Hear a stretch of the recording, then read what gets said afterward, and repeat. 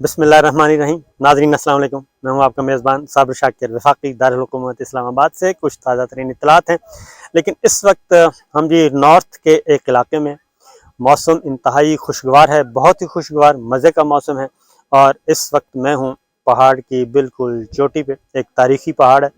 اور بہت بڑا یہ نیشنل پارک ہے۔ یہاں پہ آئے ہوئے ہیں، موسم بڑا زبردست ہے، چاروں طرف ہریالی ہے، سبز پہاڑ ہیں اور سبزہ ہی سبزہ ہے۔ اور یہاں پہ خاص طور پہ یہاں کے لوگوں کا جو روزگار ہے وہ ڈیری سے متعلق ہے جی۔ میٹ، بھیڑیں پالتے ہیں لوگ، یہاں پہ گائے پالتے ہیں، اور دودھ اور گوشت، اور بڑے خوبصورت چھوٹے چھوٹے فارم ہاؤس بنائے ہوئے ہیں، بڑا مزے کا ہے۔ اور یہاں پہ لوگ آتے ہیں، ہائٹ ہے کافی زیادہ، تو یہاں سے میں آپ کو اپڈیٹ کر رہا ہوں۔ وفاقی دارالحکومت اسلام آباد کی کچھ تازہ ترین اطلاعات ہیں، وہ میں آپ کو بتا دیتا ہوں، کیونکہ پاکستان کی جو سیاست ہے بڑی تیزی آئی ہوئی ہے، اور اس وقت جو سب سے اہم مسئلہ بنا ہوا ہے وہ ایک ہی ہے، اور وہ ہے سابق وزیر اعظم عمران خان کا مقابلہ کیسے کیا جائے۔ سیاسی طور پہ ہو نہیں سکتا، اور کم و بیش جتنے بھی اس وقت پولیٹیکل پنڈت ہیں وہ سب کے سب فارغ ہو چکے ہیں، اور انتخابی میدان میں، سیاست میں، الیکشن میں ان کا مقابلہ کرنا بہت مشکل، ناممکن ہو چکا ہے۔ تمام تر حکومتی ریاستی مشینری، حکومتی ریاستی ادارے سب کے سب جمع ہو چکے ہیں۔ ادارے تو نہیں کہوں گا، یہ کچھ انڈیویجولس کا پلان ہے، اور وہ یہ سارا کچھ کر رہے ہیں، اور ادارے ابھی تک دیکھ رہے ہیں۔ تو اداروں پہ اصل میں جو ہے آئین پاکستان وہ اداروں کو پابند کرتا ہے کہ کوئی ایسا کام نہیں کرنا جو کہ آئین کے خلاف ہے، پاکستان کی مفاد کے خلاف ہے۔ تو بہرحال یہ ایک گیم چل رہی ہے، بہت بڑی اور زبردست گیم ہے۔ اب اس میں ایک اور چیز بھی آ گئی ہے، کیونکہ آپ کو معلوم ہے کہ انٹرنیشنل پلیئرز اس وقت کام کر رہے ہیں، اور ان کی بھی دلچسپی پاکستان کے خاص طور پہ اندرونی معاملات سے ہے۔ اور یہ لڑائی شروع ہوئی تھی روس کے معاملے سے، اور روس کا جو تنازع تھا یوکرین کے ساتھ، اب کچھ خبریں آ رہی ہیں، بین الاقوامی ذرائع ابلاغ اس میں دے رہے ہیں خبریں، مزے کی دے رہے ہیں، اور پاکستان کی ایئر سپیس سے متعلق بہت بڑے بڑے دعوے کر رہے ہیں۔ تو بہرحال اس کو بھی دیکھتے ہیں۔ ڈاکٹر شیریں مداری صاحبہ جو ہیں انہوں نے کچھ ٹویٹس بھی کیے ہیں، بڑے زبردست قسم کے اس میں انکشافات، انہوں نے ٹویٹس ری ٹویٹس کیے ہیں، بلکہ کچھ عالمی ذرائع ابلاغ کے چیزیں ہیں ان کو۔ تو خیر، پاکستان میں جو سب سے بڑا اسلام آباد میں آج بڑا ایونٹ تھا، وہ بنا ہوا ہے ڈاکٹر شہباز گل۔ ڈاکٹر شہباز گل ایک مہمہ بن چکا ہے، اور اس کی بنیادی وجہ یہ ہے کہ ایک موبائل فون کی تلاش ہے، اور وہ فون کہاں سے، کس کا ہے، کس کے پاس ہے،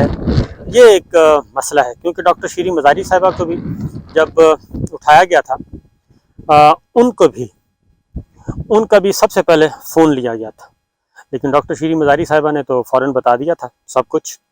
اسلام آباد ہائی کورٹ میں آ کے بتا دیا تھا کہ ان کو کس نے اغوا کیا، اور ان کو کیسے ان کے فون جو تھے وہ واپس لیے گئے۔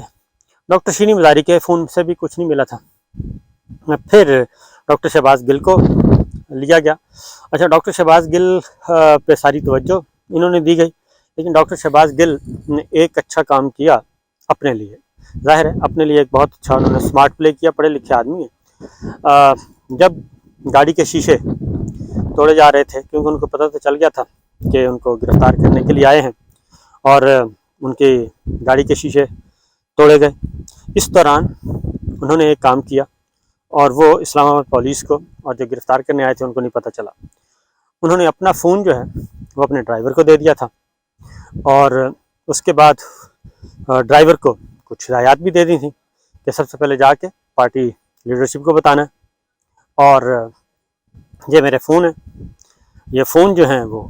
ذرا محفوظ مقام پہ پہنچا دیں۔ اور اس میں وہ فون جو ہے وہ اس وقت ڈرائیور پہ توجہ نہیں دی گئی، اور ڈرائیور آرام سے نکل گئے۔ تو اس کے بعد پتہ چلا کہ ڈاکٹر شہباز گل کے پاس جو فون ہے وہ فون 1 نمبر نہیں تھا، بلکہ وہ 2 نمبر فون تھا، اور اس میں سے کوئی چیز بھی نہیں نکلی۔ لہٰذا وہ سارے کا سارا کھیل خراب ہو گیا۔ اب اس میں ڈاکٹر شیریں مزاری کے فون سے کیا برآمد کرنا تھا اور ڈاکٹر شہباز گل کے فون سے کیا برآمد کرنا ہے، یہ بنیادی بات ہے۔ شیریں مزاری کے فون سے تو عمران خان صاحب نے جو ویڈیو ریکارڈ کروائی ہے، جس میں انہوں نے کہا کہ اگر ان کی زندگی کو کچھ ہوا تو ذمہ دار کون کون ہوگا اور کس کس پہ شک کیا جا سکتا ہے، وہ عمران خان صاحب نے ریکارڈ کروایا ہوا ہے۔ تو شبہ یہ تھا کہ شاید یہ شیریں مزاری صاحبہ کے فون میں کوئی ایسی ویڈیو مل جائے، آڈیو مل جائے، تو وہ نہیں مل سکی تھی۔ تو یہی کچھ ہوا ہے ڈاکٹر شہباز گل، کیونکہ لاسٹ ٹائم بھی جو انٹرویو دیا عمران خان صاحب نے، اس میں بھی انہوں نے یہ خاص بات کی ہے۔ انہوں نے کہا وہ تو میں نے ریکارڈ کر کے محفوظ جگہ پہ پہنچا دی ہے، محفوظ ہاتھوں میں ہے، کہ اگر ان کی زندگی کو کچھ ہوا اور تو اس کے ذمہ دار کون ہوں گے، کس کس پہ شک کیا جا سکتا ہے، ایک چیز۔ دوسری بات جو ڈاکٹر شہباز گل کے فون سے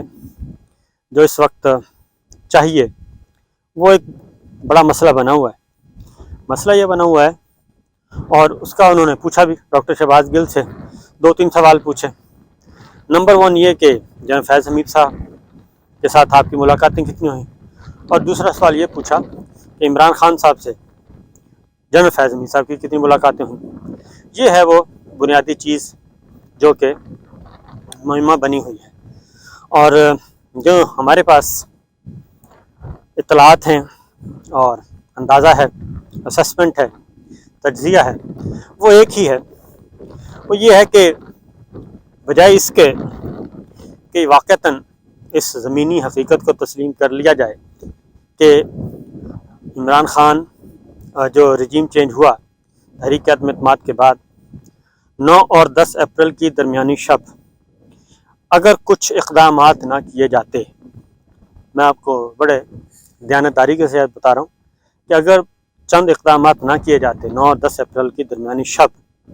اور یہ تحریک عدم اعتماد کو معمول کے مطابق نمٹنے دیا جاتا، یعنی کہ مزید 3-4 دن کے اندر اندر تحریک عدم اعتماد پہ عمل ہو جانا تھا، تو یہ رد عمل جو ہوا عوامی سطح پہ، یہ رد عمل کم ہو سکتا تھا۔ اب بنیادی چیز ہے کہ اس ساری تانے بانے جو سازشیں کہ جی کون ہے جو عمران خان صاحب کے پیچھے ہے، کون ہے جو صحافیوں کے پیچھے ہے، کون ہے جو ARY کے پیچھے ہے، اور کون ہے جو ڈاکٹر شہباز گل کے پیچھے ہے، یہ ساری چیزیں اس پہ وقت ضائع کیا جا رہا ہے، جبکہ پاکستان تحریک انصاف کا موڈ اس وقت تبدیل ہوا جب 9 اور 10 اپریل کی درمیانی شب اگلے دن بغیر کسی کال کے، بغیر کسی کے کہنے پہ لیڈر لیس احتجاج ہوا، اور لاکھوں لوگ پورے پاکستان میں نہیں بلکہ پاکستان سے باہر دنیا بھر میں لاکھوں مسلمان جو ہیں، لاکھوں پاکستانی،